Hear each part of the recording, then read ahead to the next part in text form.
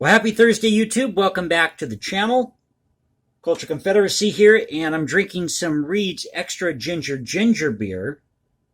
Smoking my corncob pipe. Smoking some Velvet. Now, I normally buy the Gosling's ginger beer, but if I can't get a hold of the Gosling's, I'll buy the Reed's.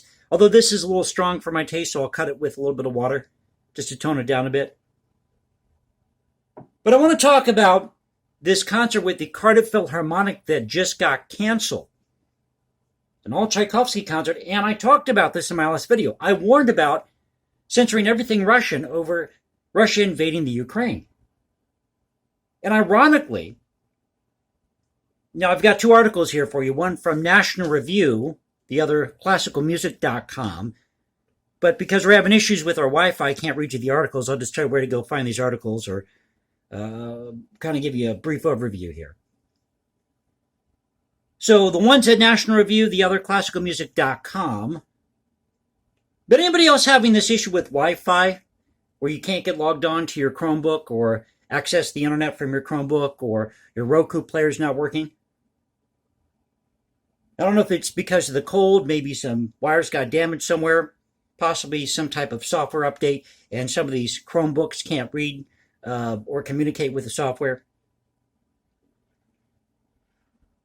And we've shut down our router here because that's what you're supposed to do. You're supposed to shut down your router and turn it back on after 30 seconds. Still, we can't get in the internet.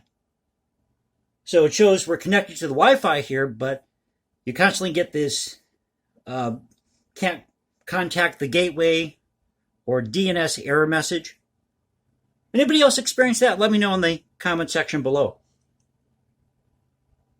And I'm trying to go more with this go with the flow format, follow Shango066 lead.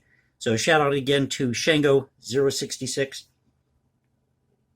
But I want to talk about this because I mention on this channel all the time, this fight against censorship, which is the reason why I chose the name Cultural Confederacy. When they started taking down the Confederate battle flag, all these Confederate monuments. And it didn't stop there because they went after Thomas Jefferson, George Washington. These protesters in 2020 were spray painting this memorial. I believe it was in D.C., maybe it was Boston, I can't remember. Somewhere on the East Coast, they were spray painting a memorial to Black Civil War veterans who fought for the Union. So now they're censoring the music of Tchaikovsky, this concert that was scheduled for March 18th, and it featured the 1812 Overture, March Slav, and ironically, Tchaikovsky's Second Symphony. We've got a plane going overhead. 19 degrees outside, and some idiot decides to go in a plane and fly overhead.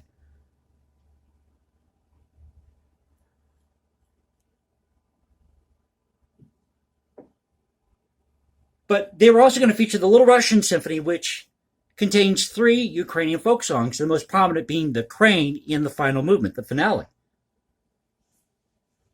So these two articles, and I can't read them to you because, again, our Wi-Fi is down, are at National Review and classicalmusic.com. Now, the title of the article at National Review, I love this, is Roll Over Beethoven, the Counselors Come for Tchaikovsky. This is by Sarah Schutte, last name Schuute. This came out the 10th. And at classicalmusic.com, Cardiff Philharmonic removes Tchaikovsky from program in light of Russia invasion of the Ukraine. But it doesn't mention the author. This came out the 9th.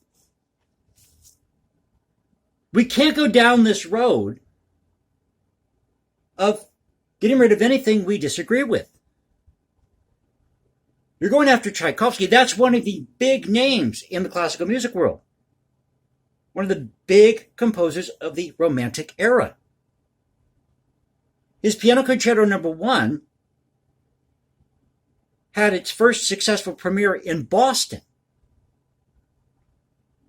I believe the story goes that Nikolai Rubinstein looked at the score, he heard Tchaikovsky play it, and he said it was unplayable, called it trite. Tchaikovsky stormed out of the room and he said, "I'm not changing a single note." And years later, Nikolai Rubinstein became one of its ardent champions, the famous Piano Concerto No. 1. But if you get past the first piano concerto and the Nutcracker Suite, you really get to know Tchaikovsky, the composer, who wrote far more pieces of music like Francesca del Rimini, great piece, The Storm, The Tempest. Those are two different works, by the way. I know they may sound similar because the title's similar. But he wrote a piece called The Tempest, symphonic poem, and The Storm, which was a youthful piece, written, I believe, in his late teens, maybe early 20s. His first symphony is phenomenal. The Winter Daydream Symphony. You've got to hear the Winter Daydream Symphony. And there are some other pieces by Tchaikovsky that aren't known, like the Overture in C minor, or the original version of his Romeo and Juliet Overture. And with the Second Symphony, he wrote it in 1872, but revised it in 1880. And that 1880 version is the one that we know today. But Sergei Tenev, another composer, and Rimsky-Korsakov praised the 1872 version, and it was that version which was premiered, I believe, in 1873 and received wide acclaim. And Tchaikovsky was known to vacation at his cousin, I forget his first name, but the Davidov's estate. In let me pronounce the town for you here, in Kamianka. Kamianka, Kamianka, in the Ukraine. That was his refuge. That's where he would go most often when he was out of sorts, because, as we know, Tchaikovsky was a manic depressive, or as we call it now, bipolar, to be politically correct. So these are two articles to check out at National Review and ClassicalMusic.com. They're going after the music of Tchaikovsky. There are a lot of great Russian composers. I mean, should we cancel the operas of Verdi because Mussolini was Italian? Now, also on this concert, they're going to replace this concert, this Tchaikovsky, Tchaikovsky concert, with the Enigmatic Variations by Elgar, John Williams' Cowboy Overture, and what else do they have on the program here? I'm looking at my notes. It's on the first page here. Let's see. Dvorak Symphony No. 8. All great pieces. But weren't the English known for colonization, for imperialism? So should we cancel the music of Elgar? As I said, with the Wi-Fi down, I can't read you these articles. So I apologize if I seem like I'm all over the place here. But I thought I'd come and give you the update here of what's going on with the art community, getting rid of all these conductors and these singers. I mean, it's one thing if you have to fire them because you feel that it would be unethical to keep them on when they're supporting Vladimir Putin while he's invading the Ukraine and killing people. And he just attacked this maternity hospital. And I was reading something about the, what is it called? Thermo something or another bombs. And these, well, they're called vacuum bombs. They go by another name. And what they do is they use the oxygen in the area, so it creates like a vacuum, to propel the explosion. So the wave from the explosion, the impact, is far more severe than, let's say, with any other type of explosive. I think it's called thermobatic. Somebody can correct me in the comment section below. So these are the type of weapons that he's using in the Ukraine. But I just think it's ironic that they're going to cancel this concert, an all Tchaikovsky concert, which features a piece that we celebrate all the time on 4th of July here in the States, the 1812 Overture. We have fireworks. It represents our break from England, the 1812 Overture. And March Slav, celebration of the Slavic people. And the Little Russian Symphony, which features 3 Ukrainian folk songs.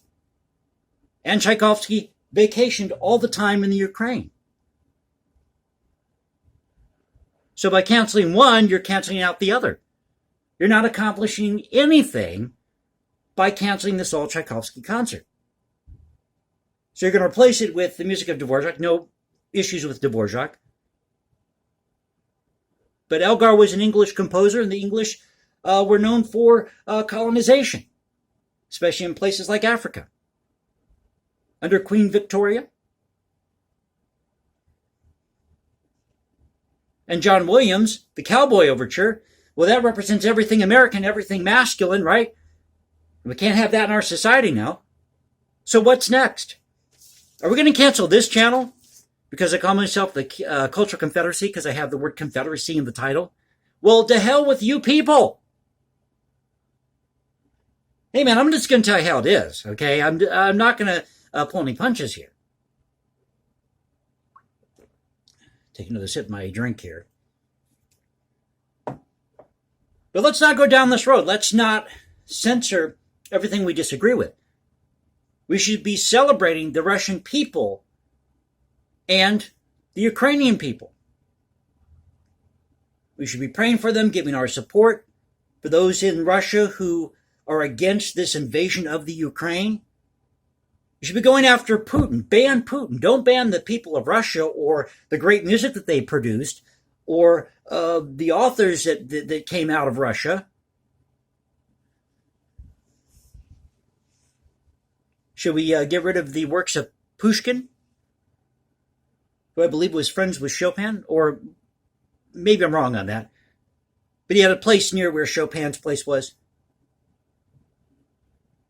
So go check out these articles. National Review, Rollover Beethoven, The Chancellors Come for Tchaikovsky by Sarah Schutte. Once again, last name Schuute, came out the 10th. And classicalmusic.com, Cardiff Philharmonic removes Tchaikovsky from program in light of Russia invasion of the Ukraine. And again, if you like this video, please click that like button, subscribe. Hit me up on Instagram at hashtag JasonComposes. Leave comments below. You can also reach me at Twitter, Culture Confederacy at Twitter. Let's not cancel the music of Tchaikovsky. Let's preserve it. Great music, great art deserves to be preserved. We should go after Furtwängler, that conductor. No recordings can be out there of Furtwängler. And they say that his ninth, the performance of his ninth from 1942 was the worst. Although I've heard Tchaikovsky's performance of the ninth, Beethoven's ninth. You're supposed to say the ninth. And wear a tie, as David Hurwitz does. Shout out to David Hurwitz's channel. Everybody here on YouTube who's bringing this content, support their channels. Click that like button, subscribe. Put it in your audio file, whatever you do. But don't censor these people. Embrace them. Learn something from their channel. I learn something new all the time from channels I may not necessarily agree with. It's funny how that works. So I will catch you next time. You all have a great weekend. I'm probably not going to post anything till next week because of this issue we're having with the Wi-Fi. So it will be a miracle shot in the dark here if I can get this video loaded up today. So I will see you next time. Culture Confederacy saying peace out.